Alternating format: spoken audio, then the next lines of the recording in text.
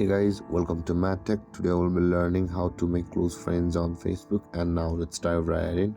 Now, to make or add someone to your close friends list on Facebook, first open up the Facebook app and make sure to be logged into the account on which you want to add someone to your close friend list. Now, from over here, in order to proceed, we'll be required to tap on the two-person icon over here at the top of the screen, just beside the video icon. Tap on that, and over here you can see your friends option available for us.